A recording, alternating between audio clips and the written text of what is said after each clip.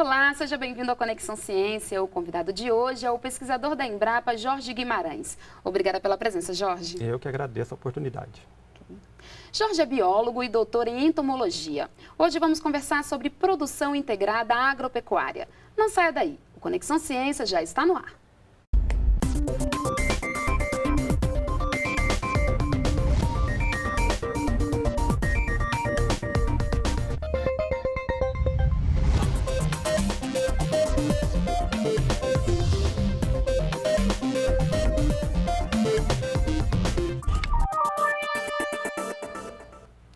A produção agrícola de forma tradicional, apesar de ser eficiente, causa impactos negativos, principalmente à saúde dos produtores rurais e dos consumidores. Isso se deve ao uso intensivo de defensivos químicos nas lavouras. A produção integrada é uma alternativa para a solução desse problema. Vamos saber agora como funciona esse sistema de produção na agricultura. Jorge, então, primeiramente, qual é a diferença entre produção tradicional e produção integrada? Bom, a produção tradicional, ou mais conhecida como produção convencional, é aquela produção mais conhecida de toda da população. É o modelo mais vigente hoje no Brasil. Sim. Basicamente, é o tipo de agricultura que não se tem nenhum critério para a aplicação de insumos, por exemplo. Então, existe o uso indiscriminado de agrotóxicos, as aplicações são feitas por calendário, de agrotóxicos, e muitas vezes os adubos também são aplicados de forma empírica por meio de pacotes fechados, né? Uhum. O que muitas vezes faz com que a aplicação seja excessiva. Muitas vezes não é necessário a aplicação de determinados produtos, porém, nesse modelo convencional, isso ocorre. Então, acaba tendo muito desperdício e, consequentemente, pode haver uma contaminação maior do ambiente com resíduos de maneira geral. No caso, a produção integrada ela é totalmente baseada em boas práticas agrícolas. Uhum. E essas boas práticas agrícolas, elas têm como base estudos científicos que indicam o momento correto de aplicar. Nós temos, por exemplo, a obrigatoriedade do uso do monitoramento de pragas, que indica ao produtor o momento correto de se aplicar o produto químico. Sim. Então, com isso, você tem, de cara, uma redução muito grande na aplicação de produtos, né? Você tem a obrigatoriedade da realização das análises de solo, o que faz com que sejam aplicados apenas os adubos que são necessários àquele solo. Então, com tudo isso, e também a parte da pós-colheita, onde existe todo um conjunto de tecnologias que são utilizadas para proporcionar ali um alimento com a maior qualidade. Uhum. E todos esses atributos permitem, ao final, a obtenção da rastreabilidade, porque na produção integrada, todos os procedimentos têm que ser anotados em cadernos de campo.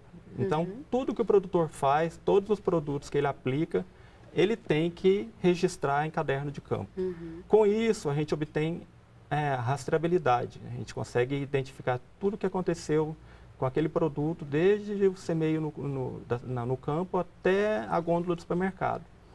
E também, ao final de tudo, nós temos a certificação, que é a emissão de um selo de qualidade que garante que o produto está em conformidade com todos os requisitos da norma técnica. Uhum. Então, a produção integrada, ela preconiza mais uma agricultura mais sustentável, é isso? Com certeza. Uhum. Como você tem, então, todos esses critérios para a utilização de insumos, ao final de tudo, você tem, então, um controle de todos esses processos. Sim. Então, você tem, no final dessa produção integrada, você tem a sustentabilidade como foco principal. Uhum. E quando esse tipo de produção surgiu aqui no Brasil? Na verdade, a produção integrada, ela surgiu como uma demanda dos produtores de maçã no final da década de 90. Uhum. Os produtores de maçã do Rio Grande do Sul, eles exportavam para a Europa, e foi exatamente nesse período que a comunidade europeia começou a impor uma série de requisitos não tarifários e a exigência de certificados. Sim. Visando como se fosse uma forma de proteção de mercado, né? Uma barreira não tarifária. Uhum. Então, com isso, os produtores de maçã dessa região solicitaram ao Ministério mecanismos oficiais para que eles pudessem certificar esses produtos e poder, então, ficar aptos a exportar o produto, a maçã. Com isso, com essa iniciativa, no início dos anos 2000, mais especificamente em 2001, o Ministério da Agricultura, então, publicou as diretrizes gerais para a produção integrada, que foram o marco geral para o início desses programas no Brasil. Então, esse marco, ele indica tudo que tem que ser feito, todos os passos que devem ser seguidos para a adoção da produção integrada. E a produção integrada, ela pode ser adotada em qualquer tipo de cadeia produtiva? Qualquer tipo de cadeia produtiva. Existe uma ideia errada de que a produção integrada ela só serve para exportação, ou para grandes culturas, ou para culturas de alto valor de mercado. Não é verdade. Qualquer produto pode e deve adotar os preceitos da produção integrada. Como é que são elaboradas essas normas técnicas, Jorge?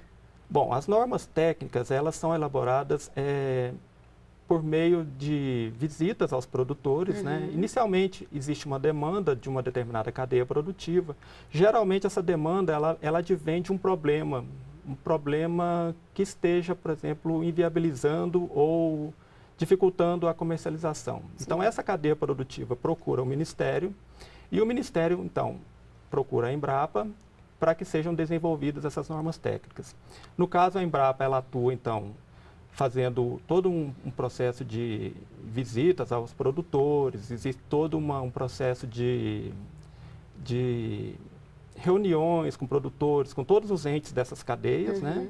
E de forma assim bem participativa, essas normas começam a ser construídas, baseando principalmente nos problemas que já existem e em tentativas de soluções para esses problemas, visando construir todo um pacote de boas práticas que possam ser aplicadas a essa cultura para permitir que essas culturas possam adquirir a qualidade necessária para a produção integrada.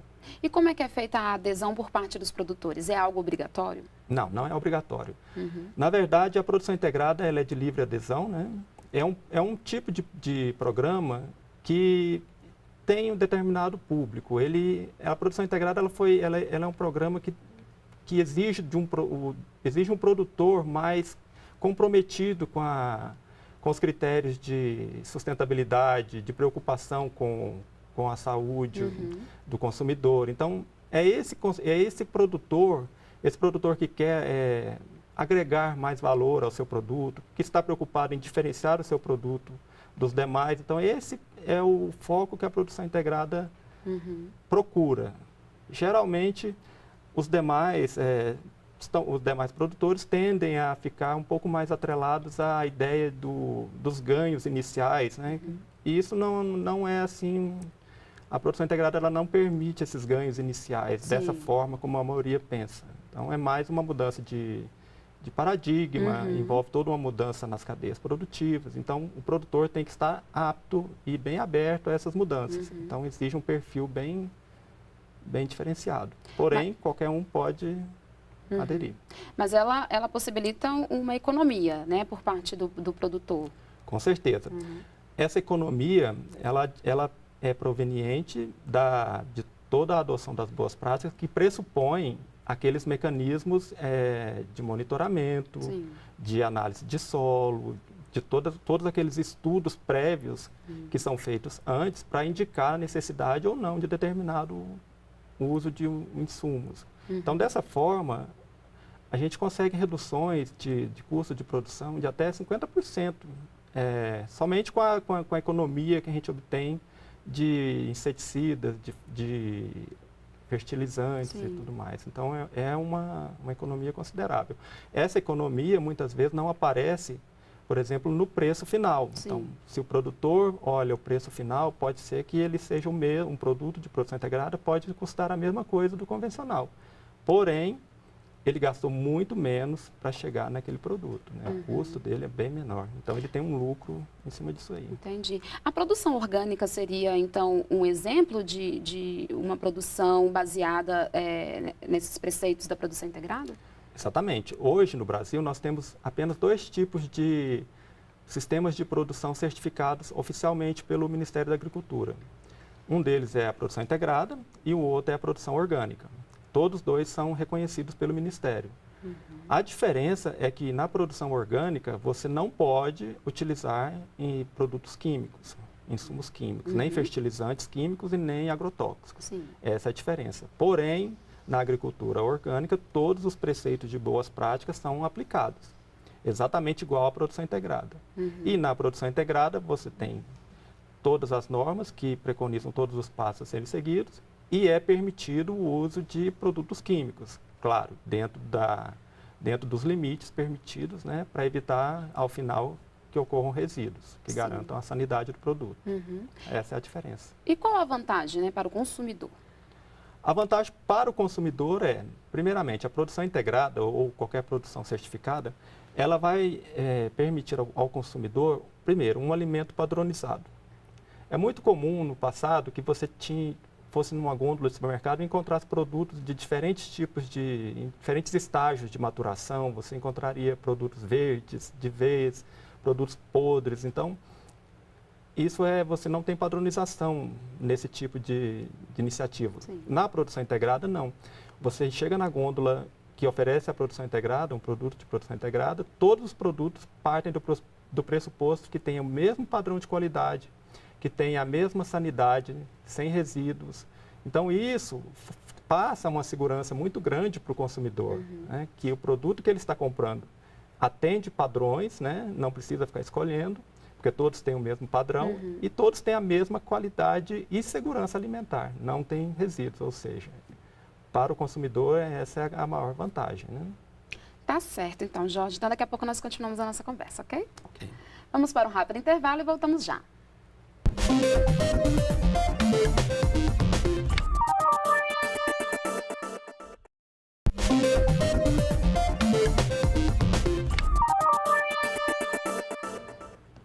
Estamos de volta com o Conexão Ciência. Hoje eu converso com o pesquisador da Embrapa, Jorge Guimarães, sobre produção integrada agropecuária. Jorge, como é que o consumidor pode identificar que aquele determinado produto, né, foi feito em produção integrada? Bom, todo produto oriundo da produção integrada, ele pode ser reconhecido através do selo de qualidade. Sim. O selo de qualidade, ele vem, no caso dos produtos embalados, né, as hortaliças que vêm embaladas, ele é estampado na embalagem. E caso esse produto esteja numa gôndola na forma a granel, também haverá uma etiqueta indicando que aquele lote, aquela parte da gôndola é constituída apenas por produtos da produção integrada. Não é permitido que se misture produtos oriundos de produção integrada com produtos de produção convencional ou tradicional. Não é permitido. E é possível que esses produtos certificados eles sejam rastreados? Totalmente. Todo produto oriundo da produção integrada tem obrigatoriamente que ser rastreado, que tem que possuir a rastreabilidade, ou seja, esse produto você tem a condição de rastrear todos os passos, tudo que foi feito desde o começo, do plantio das sementes no campo até aquela gôndola. Na prática, como é que isso é feito? Pelo próprio consumidor? Como é que é isso? O consumidor, na verdade, o consumidor ele tem o código de barras, né, que ele vai ter acesso a até um determinado tipo de informação, geralmente o nome do produtor, a variedade e tudo mais. Porém, o acesso maior às informações fica a parte do supermercado. O supermercado, sim, ele vai ter a condição de obter todas as informações, inclusive de produtos que foram aplicados, nutrientes que foram usados, a forma de tratamento na pós-colheita. Então, tudo isso fica disponibilizado para o vendedor, no caso, o supermercado. E existe uma fiscalização em relação a esses produtos? Existe uma fiscalização. Quem fiscaliza, por exemplo, quantidade de resíduos, se o produto atende ou não, é a Agência de Vigilância Sanitária, a Anvisa, né? Mas quem emite esse certificado, Jorge, é o Inmetro, né? Exatamente. O certificado é emitido pelo Inmetro, porém, o Inmetro tem a função apenas de auditar o sistema. A gente não pode confundir a auditoria do Inmetro para a emissão do certificado com a fiscalização que a Anvisa realiza ao final de todo o processo, para verificar se o produto possui algum resíduo acima do permitido, né? E hoje, quais são as principais culturas que possuem um programa de produção integrada? Hoje, nós temos quase 30 culturas que possuem normas técnicas para a produção integrada. A grande maioria ainda concentra-se nas fruteiras, né? Que foi onde tudo começou, né? No início, a produção integrada era chamada produção integrada de frutas, né? E, posteriormente, ela aumentou o escopo para as demais cadeias. Então, hoje, ainda temos a maioria das normas, a maioria dos produtos ainda são frutíferas. São 15 normas aprovadas. Nós temos hoje também as hortaliças, com 4 normas já aprovadas. E temos também grãos e até mesmo flores, plantas ornamentais. Existem normas para tabaco, para inhame e também produtos de origem da pecuária. Ah, também já tem para produtos de... Existe norma, por exemplo, para a produção de carne suína. A ideia realmente é, no futuro, ampliar para todas as cadeias mesmo. E recentemente o Ministério da Agricultura aprovou, né, as normas técnicas para a produção de pimentão, né, considerado aí um dos grandes vilões em relação à contaminação por agrotóxico, né? Exato. Como é que isso vai melhorar a qualidade desse produto? Bom, o pimentão, só contextualizando, o pimentão, nesses últimos relatórios que esse órgão, que a Anvisa fez, né, nesse programa o pimentão foi, entre as hortaliças, a que obteve os maiores índices seguidos de contaminação, né? Então, isso desencadeou nessa cadeia produtiva uma necessidade de regular o uso dos produtos químicos, né? O que acontecia ali, basicamente, era que grande parte dos produtos aplicados, a grande maioria dos problemas que houveram, que foram detectados pela Anvisa, foi com relação a produtos que não estavam registrados para uso na cultura do pimentão. Não que eles estivessem com limites acima do permitido, mas que eles não estavam registrados. Então, muitos deles estavam registrados para o tomate e não para o pimentão. Então, isso por si só já foi uma não conformidade. Outros 4 produtos apenas estavam com limites acima, ou seja, causando algum tipo de perigo real ao consumidor. Mas mesmo assim, isso causou assim, um problema muito grande para a cadeia do pimentão. Inclusive, houve uma mídia muito grande em cima disso aí, houve prejuízos econômicos para toda a cadeia. Então, surgiu, em face disso tudo, a ideia de inserir a produção integrada nesse tipo de sistema para exatamente usar as boas práticas agrícolas, construir as normas técnicas para disciplinar, então, o uso de produtos químicos, principalmente produtos químicos, na produção integrada. Então, com isso, nós elaboramos as normas e hoje, então, para se produzir o pimentão, no caso daquelas produtores que aderirem à norma, só vão poder ser usados os produtos registrados para a cadeia e com isso você já evita essa não conformidade com produtos não registrados. E também, por meio do monitoramento de pragas, você tem, então, uma redução da quantidade dos produtos. Então, você também atende a redução dos resíduos da aplicação. E quanto é possível reduzir, Jorge, a aplicação de produtos químicos com a produção integrada? Isso é muito variável, isso varia de cultura para cultura. Porém, existem estudos que as reduções estão sendo em torno de 30%. Porém, no tomate já está se verificando até mesmo 50% de redução, apenas com a realização do monitoramento de pragas e doenças.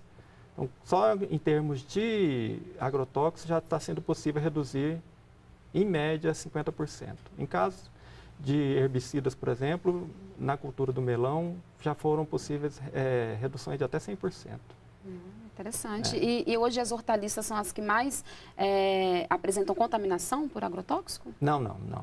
As hortaliças, na verdade, elas são, por serem consumidas cruas, sem nenhum tipo de processamento, na maioria dos casos, né, elas acabam sendo mais suscetíveis a resíduos químicos, porque você ingere basicamente a folha crua, então a ingestão ela é mais acentuada. No caso de outras culturas, elas são processadas, né?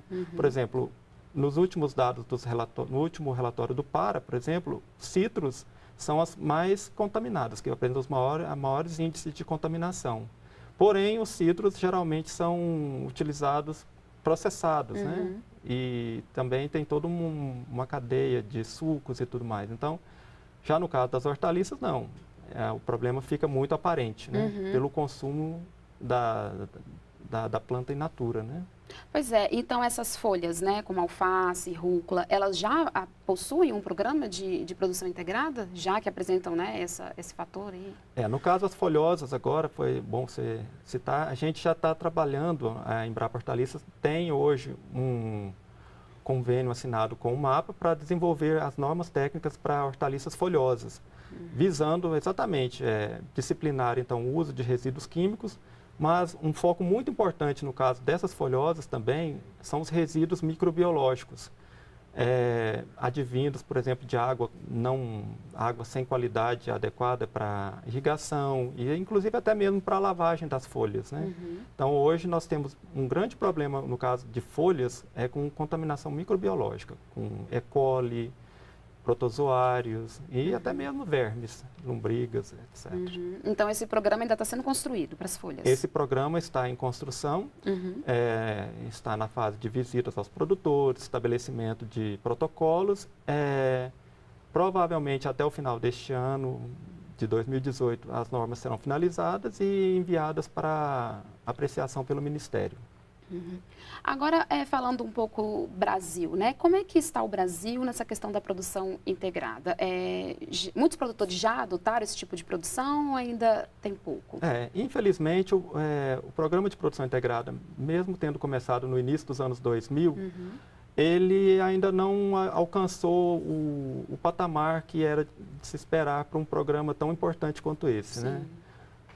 Infelizmente, hoje nós temos apenas aquelas fruteiras que são exportadas, né, e, consequentemente, exigem um protocolo, uma certificação para serem comercializadas, essas estão adotando na íntegra a produção integrada. Por exemplo, a manga, o melão, nós temos a maçã, né, uva. Então, essas são as que mais utilizam a produção integrada. O morango, ele realmente tem atuado bastante e está tendo resultados muito positivos para o mercado interno. Sim.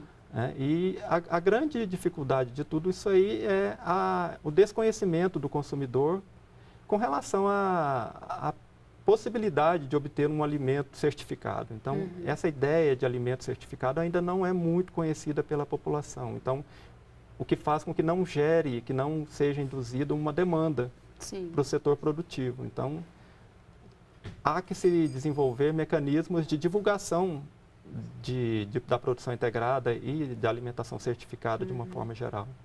Mas você acha que essa nova realidade, né, houve assim, está havendo uma mudança de mentalidade, não só por parte, né, dos produtores, como também dos consumidores, um mercado mais exigente, né? Isso de alguma forma aumentou a demanda por uma produção mais sustentável? Você acha que isso está acontecendo? Isso está, com certeza. Nos últimos anos, o mundo passou por muitas mudanças. Hoje a gente tem a internet com a informação praticamente ilimitada, né? E temos também o surgimento dessa nova geração dos milênios, né? Que é uma geração assim, diferenciada. Eles têm muito acesso à informação. Sim. E eles realmente estão antenados, né, nesses problemas ambientais advindos da agricultura, nesses problemas de resíduos. Eles querem um alimento de qualidade. Uma outra coisa que mudou bastante no perfil do consumidor moderno é que ele não quer simplesmente comer para se fartar. Muitas vezes, ele quer se alimentar por prazer. É o que a gente chama de gourmetização da alimentação, né? As pessoas hoje elas querem comer uns pratos bem feitos, bonitos, né? Alimentar com os olhos. Então, para isso, você tem que ter qualidade. A qualidade é o principal fator aí. E isso você só vai obter essa qualidade por meio da produção integrada. E você acha que assim, no futuro próximo, né, vai ser possível que todas as cadeias produtivas elas tenham, né, um programa de produção integrada? Olha, Juliana, esse é o nosso sonho. Realmente, o ideal seria que todas as cadeias realmente apresentassem condições para ter as normas técnicas num futuro breve. Sim. Um fator muito bom que vai beneficiar bastante a implantação desses sistemas agora no futuro é que esse ano o Ministério da Agricultura, juntamente com a Anvisa, eles publicaram uma instrução normativa conjunta que estabelece a obrigatoriedade da rastreabilidade de todas de grande parte das cadeias produtivas que produzem produtos vegetais. Sim. Então, foi estipulado um prazo de 180 dias para algumas cadeias, até 720 dias para que todas elas estejam adaptadas. Então, com a rastreabilidade, com a exigência dessa rastreabilidade, nós já temos aí praticamente metade do caminho andado para que seja dado o próximo passo para a implantação da produção integrada, né? E também, mais recentemente, agora em novembro, também o Ministério publicou uma outra instrução normativa que estabelece critérios mínimos para comercialização de gêneros alimentícios. Ou seja, não será mais possível a comercialização de produtos sem qualidade, produtos sem os padrões de maturação, de tamanho. Então, isso aí já vai atender a outra etapa da produção integrada. Se juntar essas duas instruções e um pouco mais, você já tem a produção integrada. Então, vai faltar assim, muito pouco, e eu acho que com esses requisitos agora se tornando obrigatórios, se estabeleceram os pilares para a gente avançar bastante na produção integrada no Brasil no futuro próximo. Vamos torcer para isso, né, Jorge? Com certeza. Tá certo. Então, muito obrigada pela entrevista. Eu que agradeço. E até uma próxima oportunidade. Com certeza. E o Conexão Ciência termina aqui. Confira os dias e horários das reprises na página da EBC ou da Embrapa na internet. O programa também está disponível no canal da NBR no YouTube. Obrigada pela companhia e até a próxima semana.